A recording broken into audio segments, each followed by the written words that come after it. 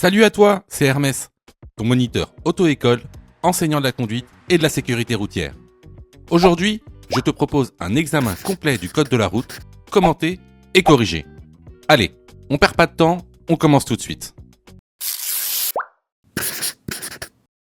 Question numéro 1. Dans cette situation, réponse A, je patiente puis je passe. Réponse B, je passe immédiatement.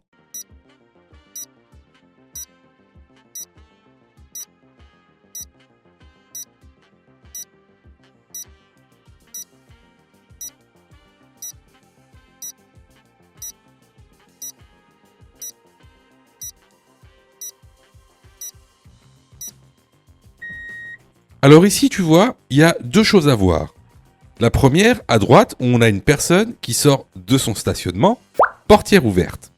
Donc, sur la chaussée. À notre gauche, on a un véhicule qui vient en sens inverse. Ici, il va d'abord falloir laisser passer le véhicule qui vient en sens inverse. Pourquoi ? Parce que déjà, premièrement, c'est nous qui avons l'obstacle. L'obstacle est sur notre chaussée, notre voie de circulation. Et aussi, parce que il va falloir laisser un intervalle de sécurité de 1 mètre entre nous et le piéton. Donc ici, on laisse passer le véhicule, puis on dépasse le véhicule stationné en laissant un intervalle de sécurité d'1 mètre. La bonne réponse ici est la réponse A. Question numéro 2.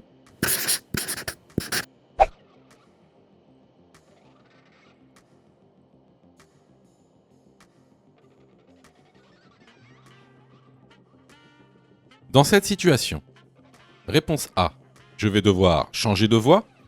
Réponse B, le camion va devoir changer de voie.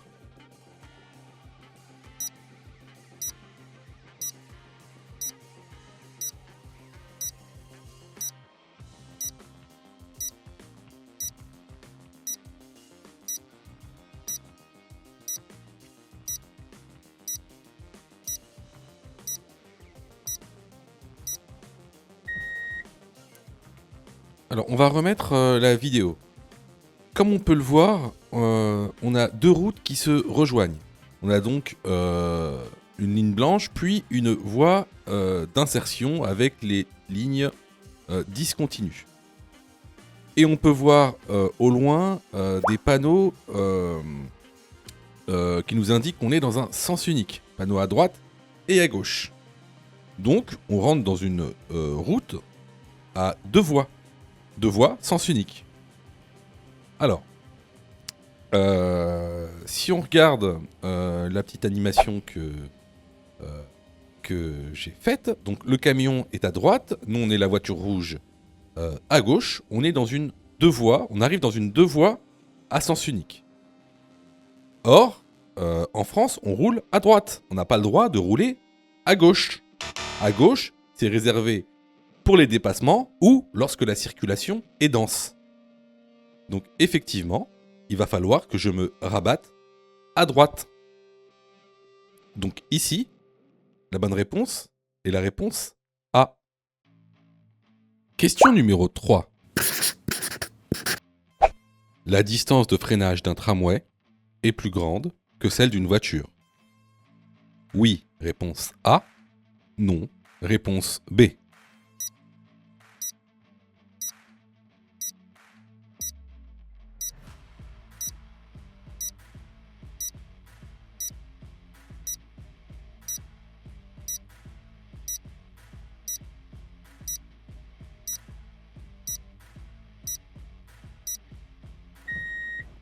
Alors, important à savoir, bien sûr, la distance de freinage dépend en fait de la masse du véhicule.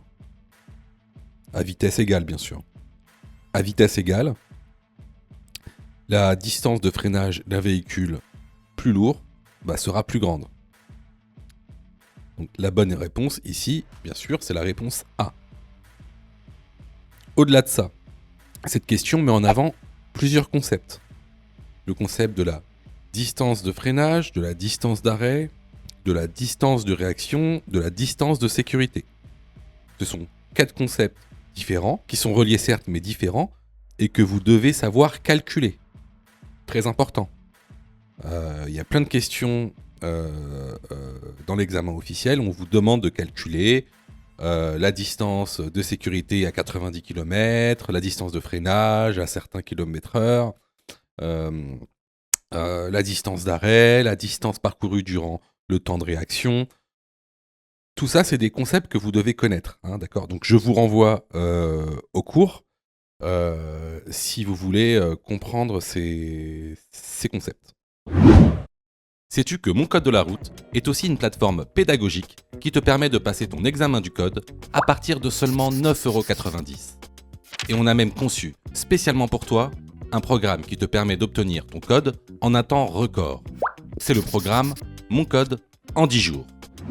Avec un calendrier de révision personnalisé, un contenu pédagogique par thème conforme à la nouvelle réforme, des nombreux tests d'examen blanc issus de l'examen officiel, accessible sur smartphone, tablette et PC durant 1 an et en accès illimité. Et surtout, cette formation est 100% remboursée en cas d'échec à l'examen. Alors, si tu souhaites obtenir ton code du premier coup sans te ruiner et sans risque, rejoins notre programme en cliquant sur le lien en description de la vidéo. Pour ça, tu as juste à cliquer sur le lien en description et à choisir ta formule. Question numéro 4. Je suis sur une voie de circulation partagée. A. Je peux aller tout droit.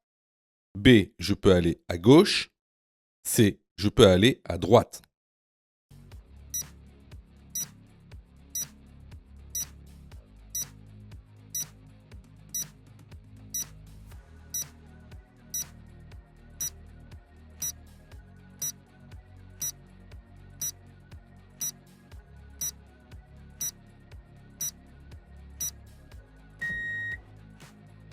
Alors, une zone de circulation partagée, c'est justement une zone où, ici par exemple, les tramways peuvent circuler avec les véhicules motorisés. Alors, ici, est-ce qu'on peut aller tout droit ? Écoutez, il n'y a aucune signalisation qui nous empêche d'aller tout droit, donc on peut aller tout droit. Est-ce qu'on peut aller à droite ? Comme vous le voyez, il y a un panneau d'interdiction de tourner à droite à la prochaine intersection. Donc, je ne pourrai pas tourner à droite à la prochaine intersection. Alors, est-ce que je peux tourner à gauche ? Alors, bien sûr, je peux également tourner à gauche si je le souhaite. Cependant, il faudra veiller à laisser passer d'abord le tramway, parce que dans cette zone de partage, le tramway est prioritaire. Donc, il faudra laisser passer le tramway, puis ensuite tourner à gauche. Donc ici, les bonnes réponses sont les réponses A et B. Question numéro 5. Dans cette situation, je dois désactiver l'airbag passager. Oui, réponse A. Non, réponse B.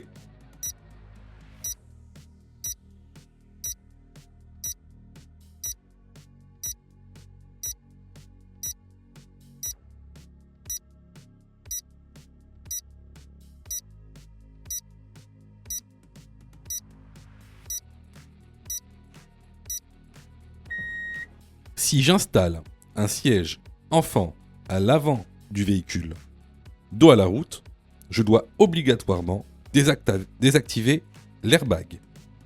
La bonne réponse, ici, est la réponse A. Question numéro 6. Un véhicule arrive en sens inverse. Réponse A, je dépasse le cycliste. Réponse B, je ralentis.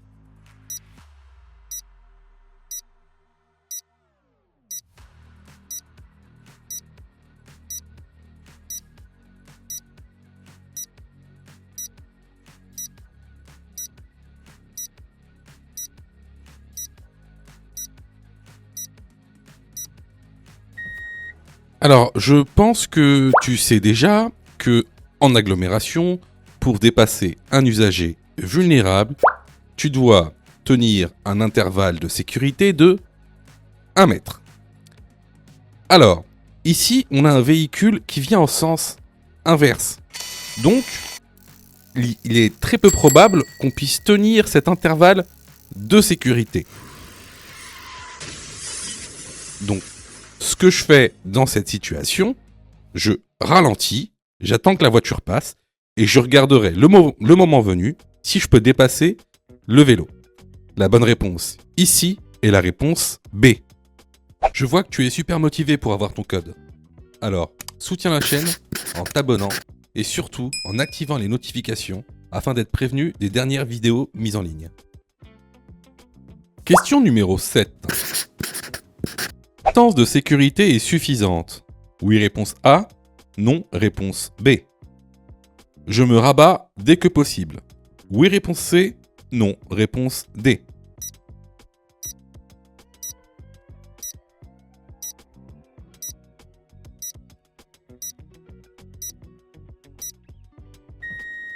Alors, ça, on l'a vu plusieurs fois. Alors, la distance de sécurité, qu'on soit sur route ou autoroute, elle est toujours égale à 2 lignes de rive.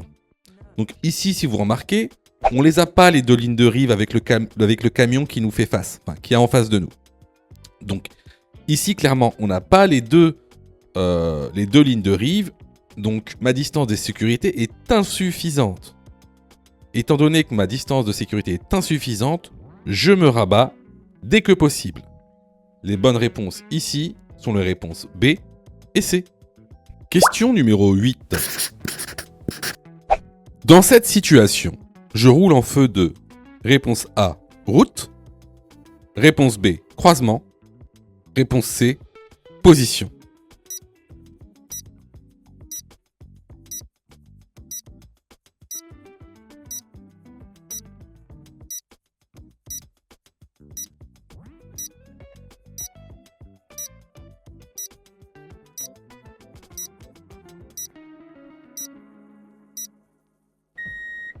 Alors ici, certes, on rentre dans une agglomération, mais une agglomération non éclairée de nuit.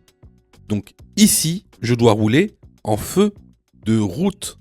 La bonne réponse est la réponse A. Question numéro 9. Pour dépasser ce cycliste, je dois laisser un intervalle de sécurité. Oui, réponse A.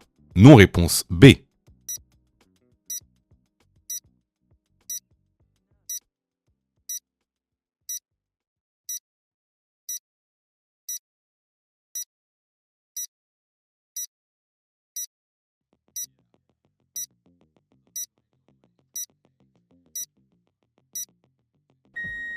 Alors, cette question, elle est super importante car tu as 95% de chance de tomber dessus lors de l'examen officiel. Alors, concernant le dépassement des cyclistes, 2 cas vont se présenter à toi. Tout d'abord, le cas en agglomération et le cas hors agglomération. Commençons par le cas en agglomération. Pour dépasser un cycliste en agglomération, je dois laisser un intervalle de sécurité de 1 mètre entre mon véhicule et l'usager vulnérable. Dans le cas hors agglomération, lors d'un dépassement d'un usager vulnérable, ici un cycliste, je dois laisser un intervalle de sécurité de 1 mètre 50. Alors, attention, petit point à retenir, c'est valable pour les cyclistes et c'est valable pour tous les usagers vulnérables, c'est-à-dire les piétons, les motos, ceux qui circulent en engin de déplacement personnel, c'est-à-dire les trottinettes. Donc ça, c'est valable pour tous les usagers vulnérables, y compris les cyclistes. Vu que la question est importante, on va faire un petit récapitulatif. Donc, en agglomération, pour dépasser un usager vulnérable, je dois laisser un intervalle de sécurité de 1 mètre. Hors agglomération, pour dépasser un usager vulnérable, je dois laisser une intervalle de sécurité de 1,50 m. Donc, ici, la bonne réponse est la réponse A. Question numéro 10. Ma voiture tombe en panne sur autoroute. Je me place sur la bande d'arrêt d'urgence le plus rapidement possible. Oui, réponse A. Non, réponse B.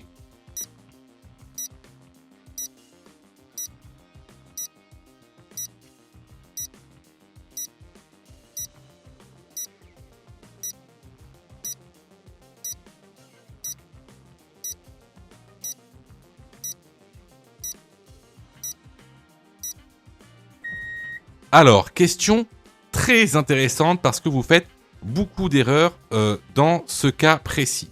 Alors, c'est quoi la procédure lorsqu'on tombe en panne sur autoroute?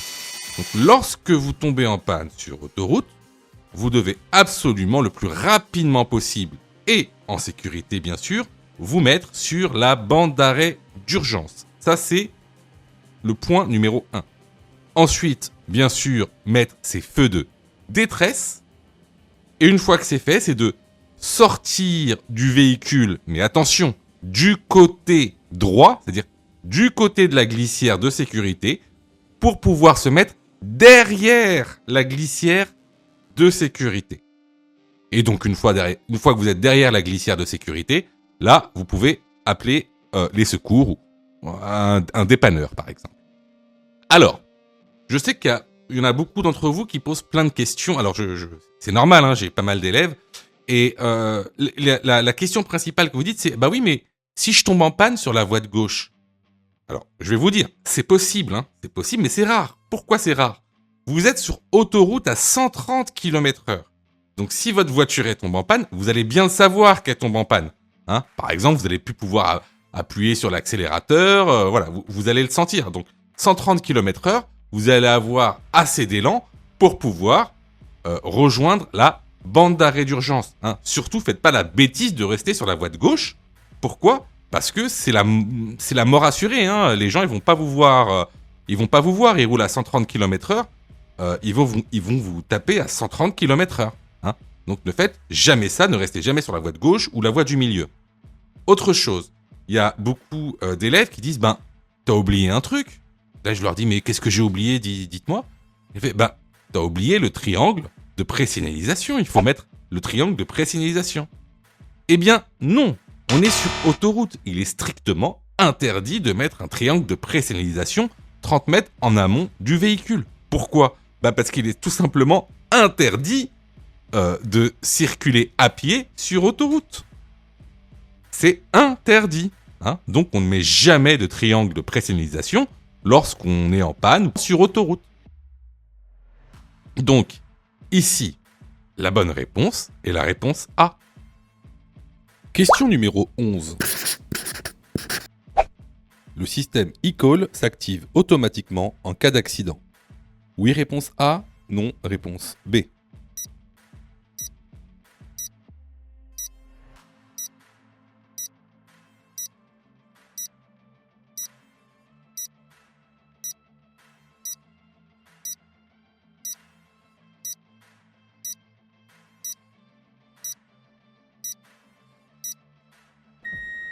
Bon, là c'est du cours, hein, c'est purement du cours. Je vous invite à aller dans la formation, dans la plateforme en ligne, si vous avez des mal avec des notions de cours. Donc ici effectivement le système e-call s'active automatiquement en cas d'accident. La bonne réponse est la réponse A. Les vidéos sont totalement gratuites, donc abonne-toi pour aider la chaîne et surtout active les notifications pour être prévenu des dernières vidéos et avoir ton code beaucoup plus rapidement. Question numéro 12. La route est dégagée. Je maintiens mon allure. Oui, réponse A. Non, réponse B.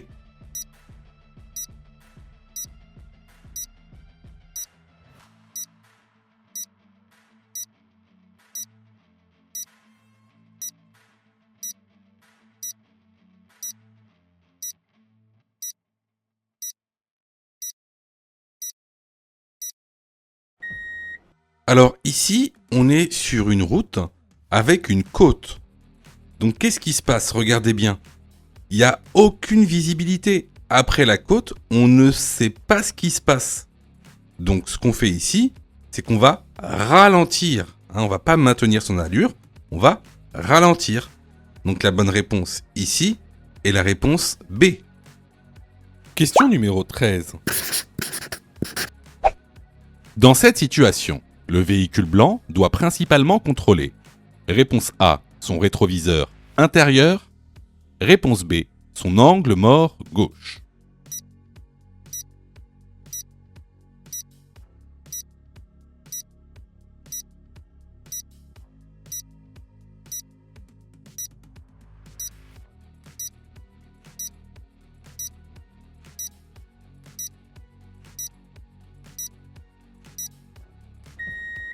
Alors, pour répondre à cette question, tu dois d'abord connaître deux notions. Celui du champ visuel et celui de l'angle mort. Alors, le champ visuel, c'est quoi? Le champ visuel, c'est la portion de l'espace que tu vois avec tes yeux. En général, pour un être humain, le champ de vision binoculaire est d'à peu près 120 degrés. Un angle mort, c'est quoi? L'angle mort, c'est la portion de l'espace que tu ne peux pas voir. Soit parce qu'il est hors de ton champ de vision, soit parce que ton champ de vision est obstrué par un obstacle. Alors, c'est ce qu'on va voir tout de suite.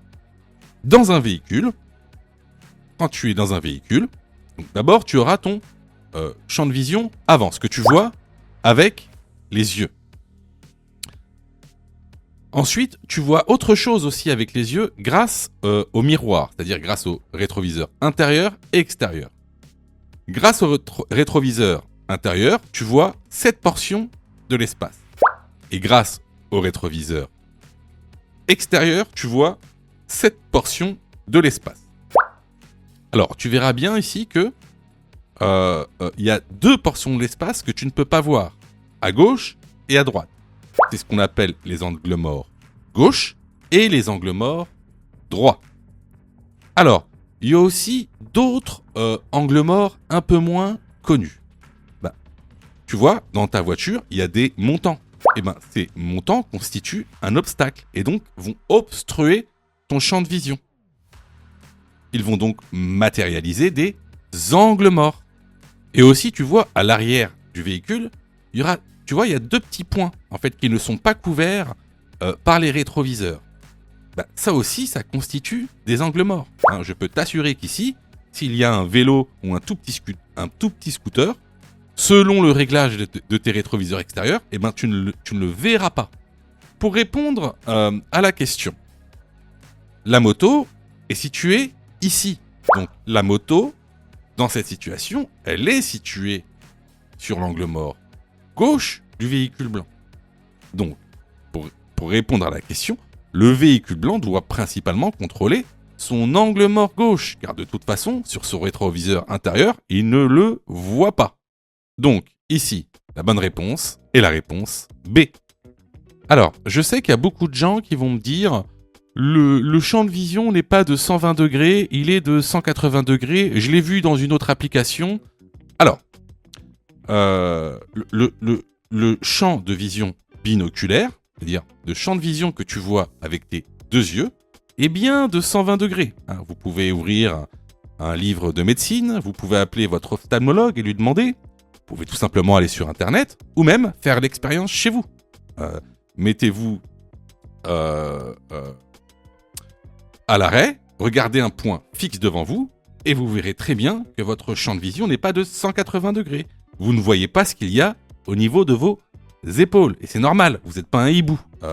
Après, c'est pas très important, c'est des petits détails techniques, mais scientifiquement, le champ visuel est de 120 degrés, champ visuel binoculaire, à l'arrêt. Question numéro 14. La signalisation indique. Réponse A, un pont mobile.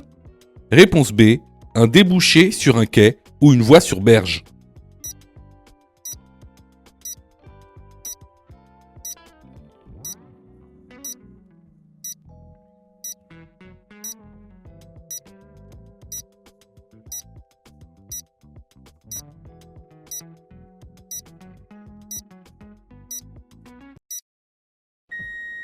Alors, ce panneau de danger annonce un débouché sur un quai ou une voie sur berge.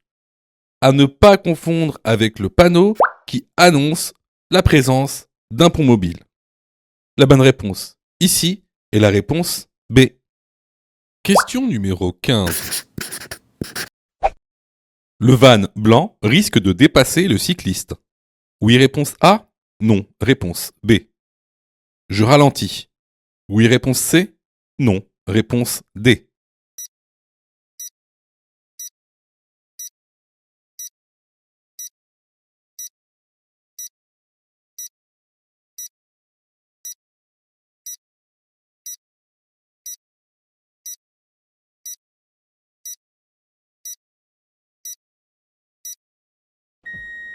Alors, comme tu le vois, en face de nous, on a un van blanc qui a sur sa droite un cycliste. Donc, il y a de grandes chances pour que ce van veuille dépasser ce cycliste.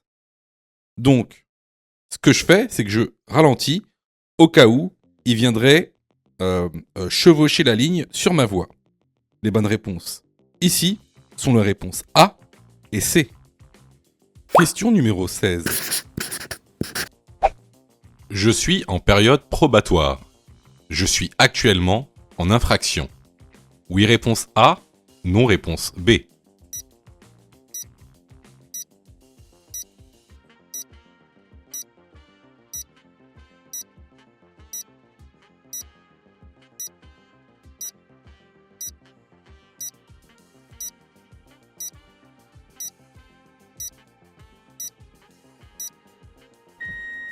Alors, ici, on circule donc sur une route où la vitesse maximale autorisée est de 110 km/h, comme le montre ce panneau. Cela veut dire que tu roules soit sur une route à chaussée séparée, soit sur une autoroute en zone urbaine. Donc, ici, comme tu es en probatoire, la vitesse maximale autorisée va être de 100 km/h. Or, si on regarde le compteur juste ici, on voit qu'on roule à 100 km/h. Donc, si je suis en probatoire, je ne suis pas en infraction. La bonne réponse ici est la réponse B. Si tu aimes le contenu, alors prends quelques secondes pour liker la vidéo. C'est très important. Cela nous permet d'être mieux référencés et donc de te présenter encore plus de vidéos pour que tu puisses obtenir ton code le plus rapidement possible. Question numéro 17. Un taux d'alcool compris entre 0,5 g par litre de sang et 0,8 g par litre de sang constitue A. Un délit. B. Une contravention.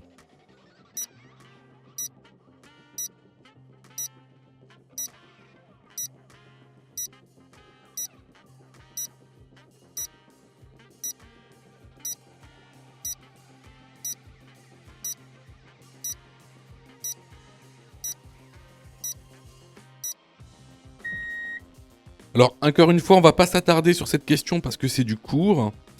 Donc, comme vous le savez, entre 0,5 g et 0,8 g par litre de sang, on est sur une contravention. Au-delà de 0,8 g, on est dans un délit. Donc, la bonne réponse ici est la réponse B. Question numéro 18. Dans cette situation, je ralentis. Oui, réponse A. Non, réponse B.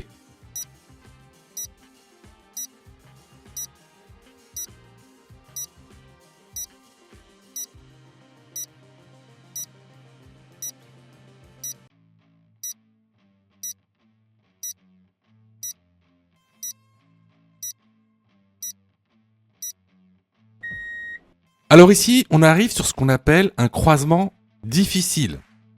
Alors ici, on voit bien qu'on va croiser un camion un peu volumineux et donc on va avoir du mal à se croiser. Donc ce qu'on fait ici, c'est qu'on ralentit. La bonne réponse est la réponse A. Question numéro 19. La quantité d'alcool dans un verre de vin est la même que dans un verre de vodka. Oui, réponse A. Non, réponse B. Pour un probatoire, l'alcoolémie maximale autorisée est de réponse C, 0,2 g par litre de sang. Réponse D, 0,1 mg par litre d'air expiré.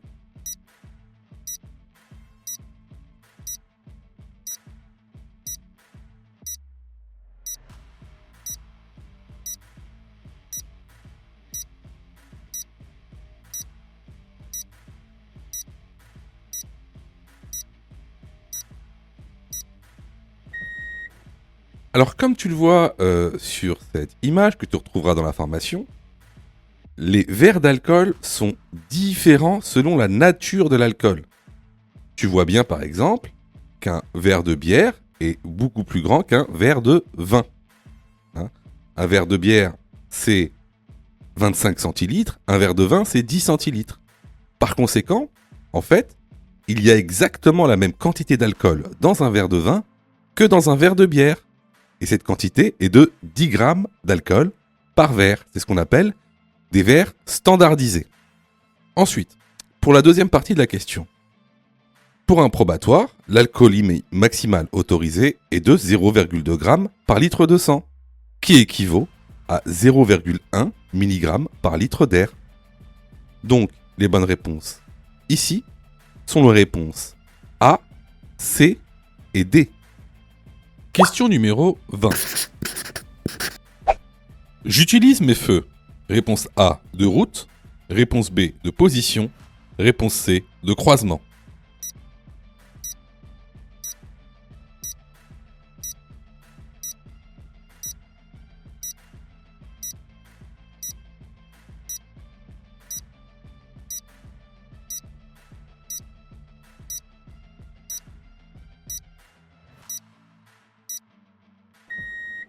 Alors, quand est-ce qu'on utilise les feux de route? Eh bien, on les utilise de nuit, en agglomération non éclairée ou sur route non éclairée. Attention à une seule condition, c'est de ne pas éblouir un autre usager. La bonne réponse ici est la réponse A. Question numéro 21. Mélanger l'alcool et les médicaments permet d'être plus vigilant. Oui, réponse A. Non, réponse B.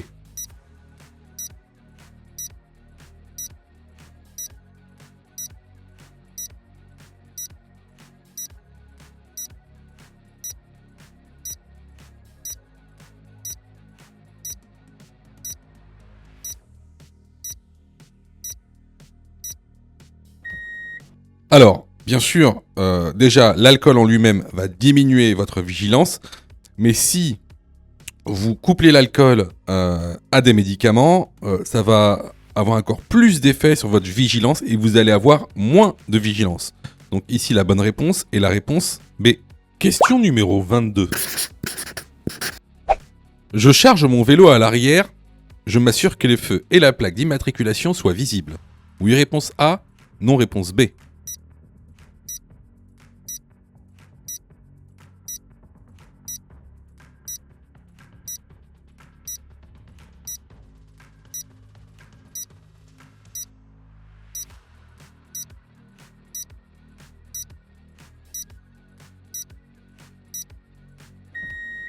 Alors oui, effectivement, vos feux et vos plaques d'immatriculation doivent toujours être visibles. Peu importe la situation. Donc ici, la bonne réponse est la réponse A. Question numéro 23. Je suis sur une route à chaussée séparée. La vitesse maximale autorisée pour un permis probatoire est de réponse A, 80 km/h. Réponse B, 90 km/h. Réponse C, 100 km/h. Réponse D, 110 km/h.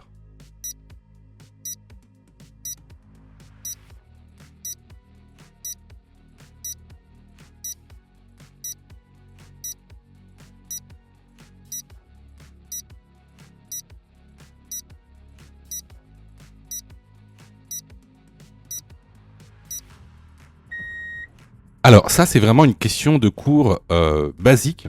Alors pour t'aider, je te mets ici le document que tu retrouveras donc dans la formation. Et tu peux voir dans ce document que sur une route à chaussée séparée, la vitesse maximale autorisée pour un permis probatoire est de 100 km/h. La bonne réponse est la réponse C. Question numéro 24. Les personnes âgées représentent une grande part de la mortalité chez les piétons. Oui, réponse A. Non, réponse B.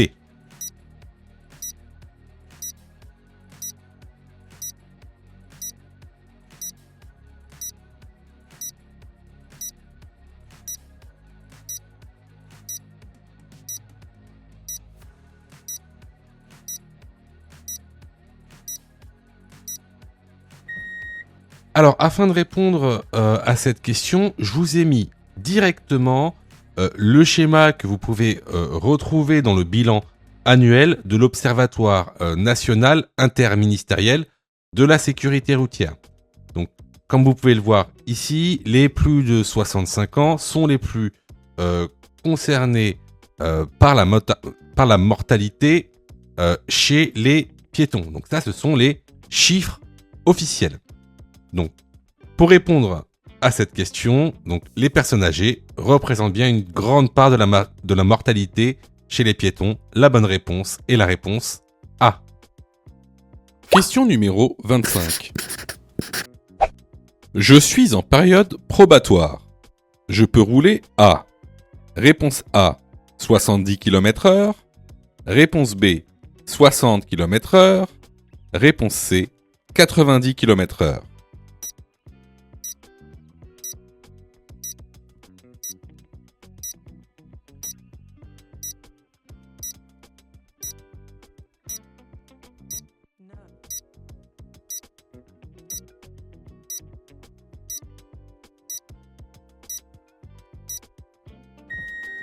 Alors là, comme tu le vois, on a une signalisation verticale qui nous indique que la vitesse maximale autorisée est de 70 km/h. Tu peux donc rouler également à 60 km/h. Par contre, tu ne pourras pas rouler au-dessus de la vitesse maximale autorisée. Les bonnes réponses ici sont les réponses A et B. Question numéro 26. La fatigue est responsable. Réponse A, de 1/3 des accidents sur autoroute. Réponse B, de 2/3 des accidents sur autoroute. La fatigue multiplie les risques d'accident par. Réponse C, 3 ou 4. Réponse D, 6 ou 7.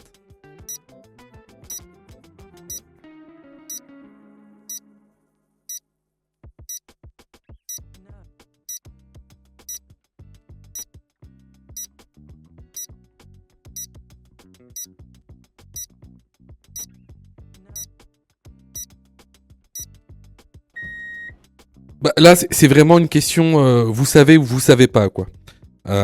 Donc ici, je vous mets effectivement le document que vous retrouverez dans la formation. Donc la fatigue est responsable donc d'1/3 des accidents sur autoroute et multiplie les risques d'accident par 3 ou 4. Les bonnes réponses ici sont les réponses A et C. Alors, vous voyez, il y a beaucoup de gens, en fait, je sais, hein, je sais que vous vous êtes trompés. Enfin, beaucoup d'entre vous se sont trompés. Euh, je sais que vous passez beaucoup de temps à réviser votre code. Je le sais. Hein, sûrement que même vous avez une application gratuite. Mais vous savez, les applications gratuites, si c'est gratuit, ne pensez pas que vous allez avoir de la qualité. D'accord ? Ne pensez pas ça. Hein, c'est pas pour rien qu'il y a 40% de taux d'échec. Quasiment la moitié des gens qui regardent cette vidéo vont rater leur code. Pas parce qu'ils n'ont pas travaillé, pas parce qu'ils sont nuls, parce que vous avez été mal formés. C'est pour ça que nous, on vous propose donc une plateforme de formation 100% dédiée au code de la route, réalisée par des professionnels, avec une méthodologie adéquate qui vous permettra d'avoir votre code de la route rapidement. Vous pouvez même choisir la formule « Mon code en 10 jours » et avec cette formule, vous êtes 100% remboursé si vous ratez votre code, simplement en envoyant la preuve de votre échec. Donc voilà, moi un petit conseil que je vous donne, surtout si vous êtes trompé à cette question, allez dans la plateforme, formez-vous correctement, vous allez voir, ça va bien se passer. Pour ça, tu as juste à cliquer sur le lien en description et à choisir ta formule. Question numéro 27.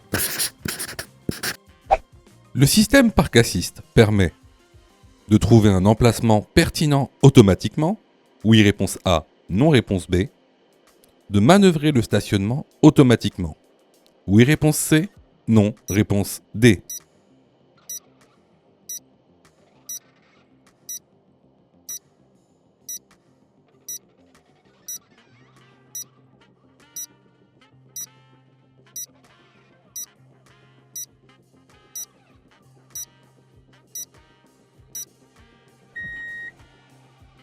Alors effectivement, le système parc assist permet de repérer une place automatiquement, mais également de manœuvrer le stationnement automatiquement.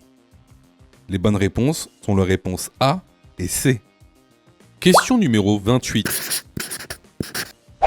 Je roule hors agglomération. La vitesse est limitée à 50 km/h. Réponse A, dès l'implantation du panneau. Réponse B, à 300 mètres. Je vais rencontrer des virages dangereux dans. Réponse C, 300 mètres. Réponse D, 150 mètres.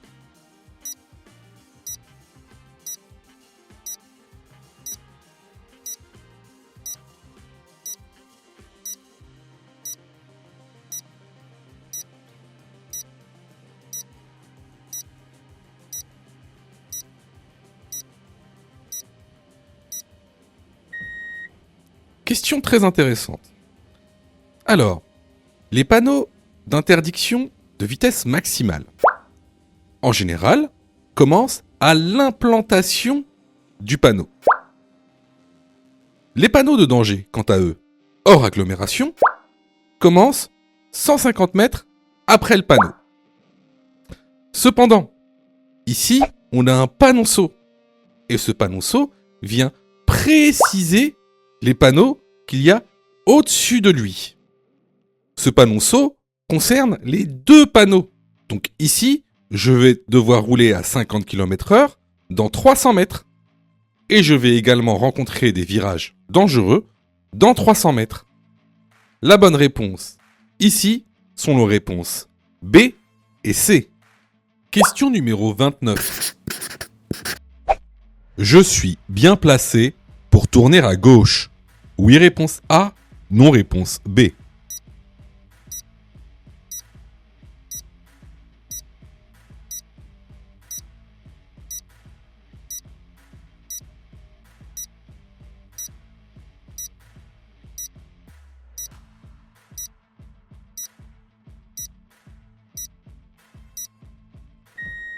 Alors ici, comme tu peux le voir, on est sur la voie de gauche, avec en plus de ça, un marquage au sol qui indique une flèche vers la gauche, qui nous indique donc que on est sur la voie pour tourner à gauche. Je suis donc bien placé pour tourner à gauche. La bonne réponse ici est la réponse A. Question numéro 30. Certains rétroviseurs intérieurs ont une position de nuit. Oui, réponse A, non, réponse B. Certains rétroviseurs intérieurs s'assombrissent automatiquement. Oui, réponse C, non, réponse D.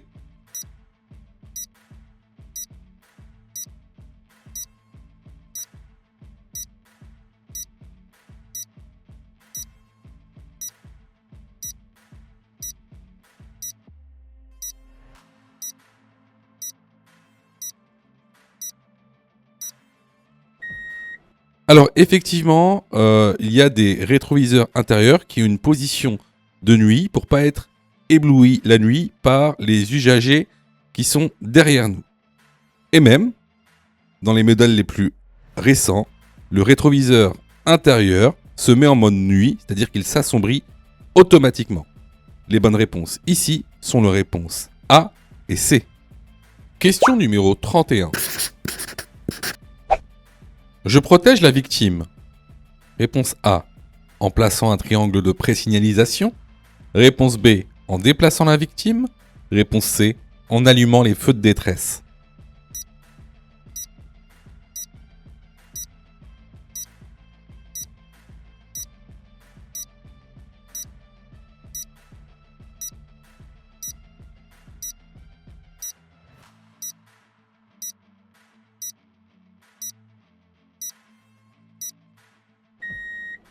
Alors, si tu es témoin d'un accident de la route avec dommages corporels, il y a trois choses à faire.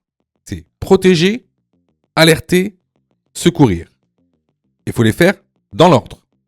Alors ici, la question porte sur la protection. Comment protéger une victime d'un accident de voiture? Alors, tout d'abord, en allumant les feux de détresse pour prévenir les véhicules derrière qu'il y a eu un accident. Ensuite, en plaçant un triangle de pré-signalisation en amont pour justement réguler la circulation. Surtout, ne jamais déplacer une victime inconsciente. Donc, on ne déplace pas la victime si elle est inconsciente, comme ici sur la photo. Donc, pour cette question, je protège la victime en plaçant un triangle de signalisation et en allumant les feux de détresse. Les bonnes réponses sont les réponses A et C.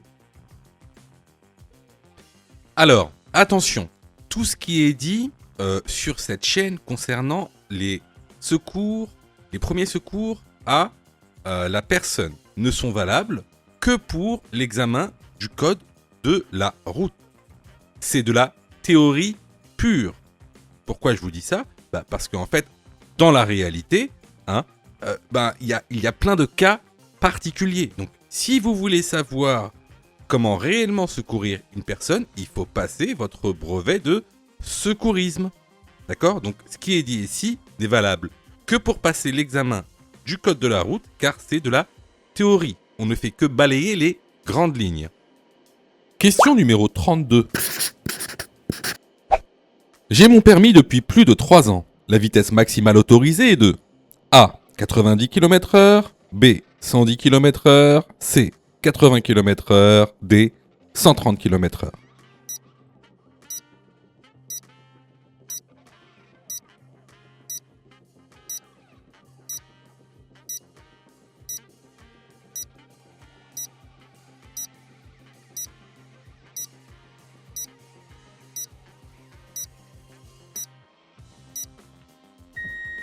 Alors, encore une fois, ici, c'est une question de cours. Donc, pour savoir quelle est la vitesse maximale autorisée, c'est très simple, il faut savoir où on est. Donc, ici, on est dans une route à double sens avec créneau de déplacement. Donc, si on reprend le document que vous trouverez donc, dans la formation, donc on est dans une route à double sens avec créneau de dépassement. Donc, la vitesse maximale autorisée est de 90 km/h pour une personne qui a passé son probatoire. Donc la bonne réponse ici est la réponse A. Alors clairement ici c'était une question basique, une notion de cours basique. Donc si tu as eu faux à cette question, je t'encourage vivement à aller te former sur notre plateforme de formation ou ailleurs. Alors surtout ne te dis pas c'est pas grave. Les examens blancs vont justement m'aider à apprendre le code. Faux. Les examens blancs ne servent pas à apprendre le code. Les examens blancs servent à tester si tu as, oui ou non, assimilé le contenu pédagogique. Alors, quelle est la meilleure méthodologie pour passer le code ? C'est-à-dire, quelle est la meilleure méthodologie pédagogique ? Alors, tout d'abord, il va falloir apprendre les cours par thème. Vous savez, il y a aujourd'hui 10 thèmes avec la nouvelle réforme. Une fois que tu auras appris ces 10 thèmes et tous les contenus de ces 10 thèmes, alors tu pourras passer à des exercices d'entraînement par niveau de difficulté. Tout d'abord les exercices faciles, les exercices moyens et les exercices difficiles. Une fois ce travail effectué, là, tu pourras t'exercer à faire des examens blancs. Surtout, ne pense pas que les examens blancs vont t'aider à apprendre. Ce n'est pas vrai. Et d'ailleurs, c'est pour ça que beaucoup de gens ratent leur code de la route. N'oubliez pas que le taux de réussite au code de la route est d'environ 60%.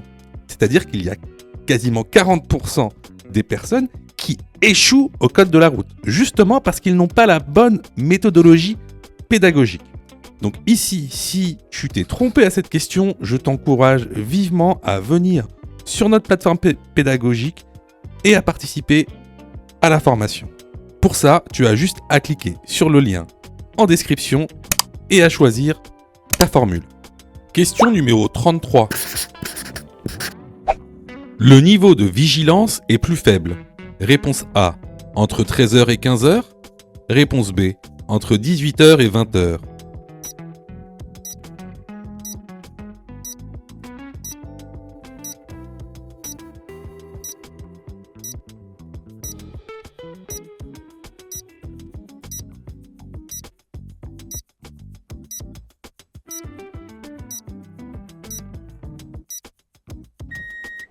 Alors, chose importante à savoir, le niveau de vigilance est le plus faible entre 13h et 15h et entre 2h du matin et 5h du matin. Donc ici, entre 13h et 15h, ça va correspondre à l'après-déjeuner, donc à la digestion. Donc ici, la bonne réponse va être la réponse A. Question numéro 34.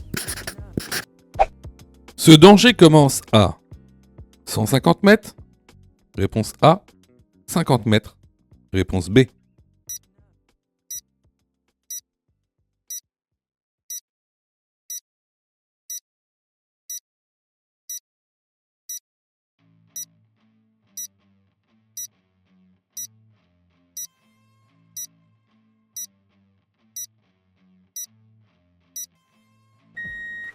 Alors ici, on est sur un panneau de virage dangereux, commençant par la droite. On est hors agglomération, donc ce danger commencera à 150 mètres. La bonne réponse est la réponse A. Question numéro 35. Ne pas porter un gilet haute visibilité en cas d'immobilisation est sanctionné par une amende de 135 € et la perte de 3 points. Oui, réponse A, non, réponse B. Ne pas posséder un gilet de haute visibilité est sanctionné par réponse C, une contravention de première classe, réponse D, une contravention de quatrième classe.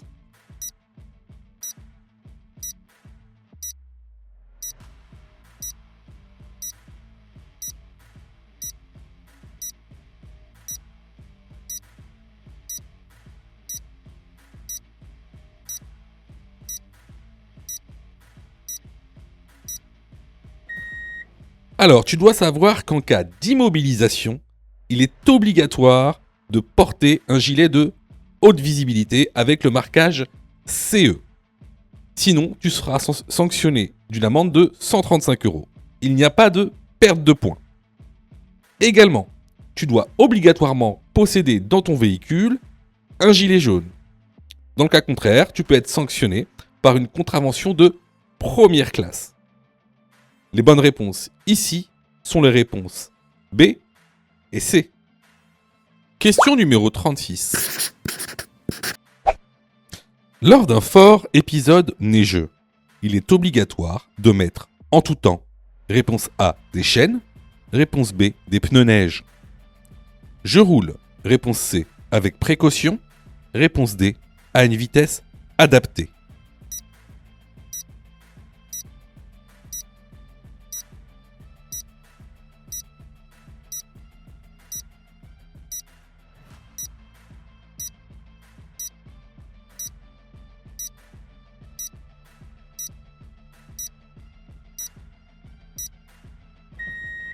Alors ça, c'est une question qu'on a vue à plusieurs reprises dans l'information et aussi dans les vidéos YouTube. Est-ce qu'il est obligatoire de mettre en tout temps des chaînes ou des pneus neige ou un dispositif antidérapant? Eh bien non. Cette obligation ne concerne que 34 départements qui sont soumis à l'obligation du 1er novembre au 31 mars.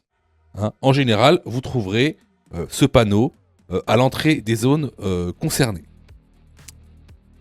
Est-ce que je roule? Réponse C avec précaution ou à une vitesse adaptée? Eh bien les deux. Je roule avec précaution parce qu'effectivement il neige et il y a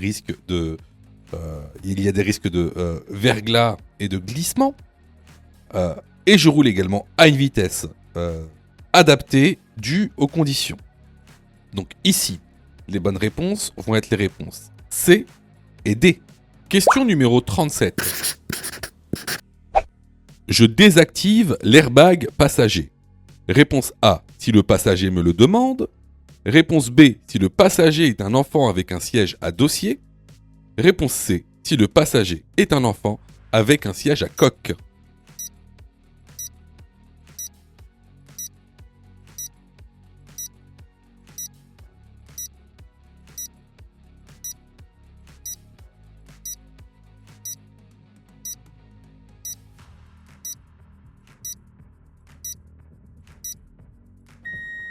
Alors, concernant l'airbag, il faut savoir que l'activation de l'airbag est obligatoire, de manière réglementaire. Donc si un de vos passagers vous demande de le désactiver, ben vous refusez, bien sûr, hein. Alors, si le passager est un enfant avec un siège à dossier, ben, si il a un siège à dossier, donc à l'avant, eh ben, il faut activer l'airbag passager. Le seul cas où vous devez désactiver l'airbag passager, c'est lorsque vous installez un enfant à l'avant avec un siège à coque. Ce siège devrait être placé cette fois-ci dos à la route avec l'airbag désactivé. Donc ici, la bonne réponse est la réponse C. Question numéro 38. Je suis contrôlé positif aux stupéfiants. J'encours. Réponse A, un retrait de 6 points. Réponse B, un retrait de 8 points. Réponse C, jusqu'à 3 ans de prison. Réponse D, jusqu'à 2 ans de prison.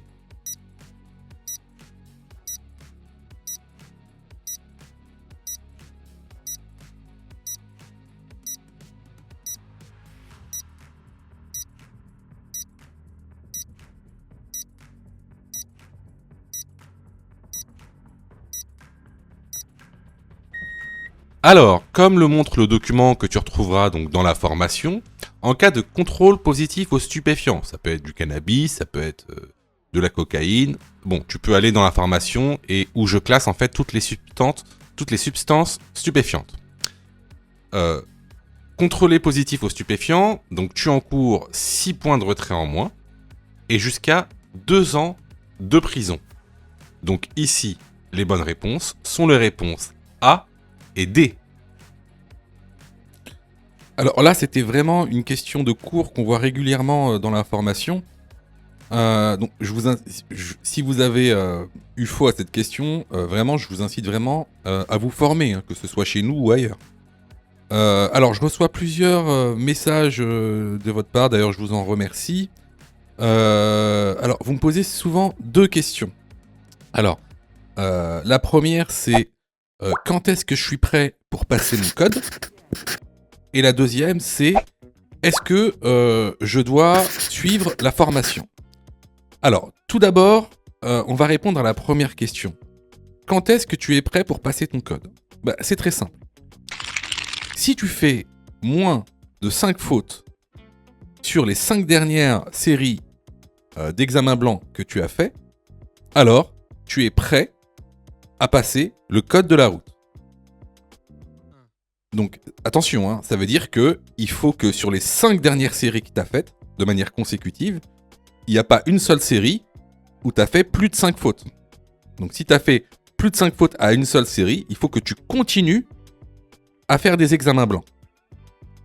La deuxième question. Est-ce que il serait mieux pour moi de prendre une formation ? Alors, là, c'est pareil. Si tu fais 8 fautes ou plus sur les 5 dernières séries d'examens blancs que tu as faites, alors, il est vivement conseillé de te former. Ça veut tout simplement dire que il te manque certaines notions essentielles. Ça veut pas dire que tu connais pas ton cours, ça veut dire qu'il te manque des notions essentielles pour pouvoir progresser. Et clairement, c'est pas en faisant des examens blancs que tu vas progresser, tu vas même plutôt stagner. Voilà. Donc si tu as fait 8 fautes ou plus sur l'une des 5 dernières séries que tu as faites, je te conseille vivement de te former.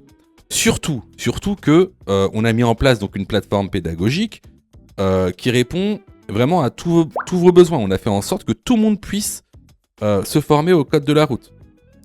Vous avez la formule standard, par exemple, qui est à 19,90 € par an. Donc vous payez une fois 19,90 € et vous avez le droit à toute la plateforme pendant 1 an en illimité, avec tous les cours, tous les 10 thèmes, plus de 1200 questions issues de l'examen officiel, commentées et corrigées. Vous avez pour ceux, par exemple, qui veulent passer leur code rapidement, la formule à mon code en 10 jours, pour passer son code en 10 jours, qui est à 39,90 € par an. en illimité. Et en plus, si vous ratez votre code, eh ben vous êtes 100% remboursé, seulement en envoyant votre preuve d'échec. Sinon, pour ceux qui le souhaitent, vous avez la plus petite formule, la formule basique, qui est à 9,90 € par semaine. Celle-ci, c'est une formule qui est hebdomadaire, qui en général est réservée à ceux qui ont déjà passé leur code et qui ont échoué. C'est une sorte de remise à niveau. Donc, vraiment, il y en a pour tous les besoins et il y en a aussi pour tous les prix. Et c'est vraiment pas cher. Ce serait bête de rater son code alors que vous auriez pu vous former pour 9,90 €. Pour ça, tu as juste à cliquer sur le lien en description et à choisir ta formule. Question numéro 39. Dans ce contexte, j'allume mes feux de réponse A, route, réponse B, brouillard. La vitesse maximale autorisée est de réponse C, 50 km/h, réponse D, 100 km/h.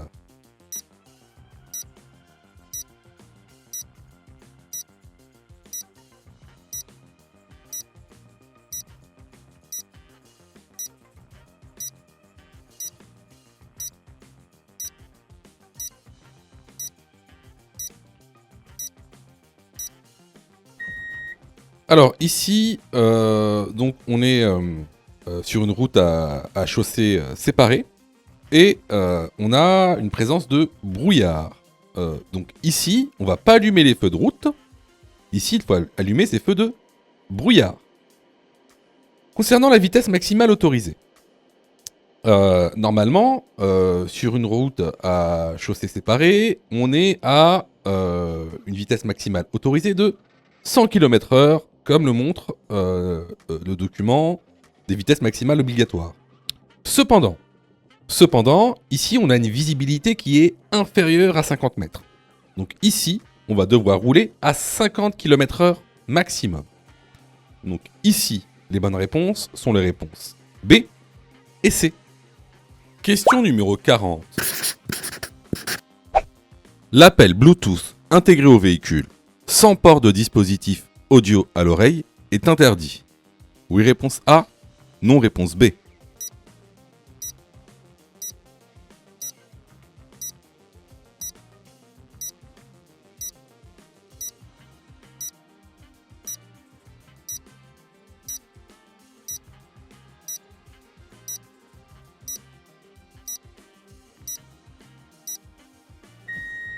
Alors, ça peut paraître contradictoire, mais le Bluetooth intégré au véhicule sans port de dispositif audio à l'oreille n'est pas interdit.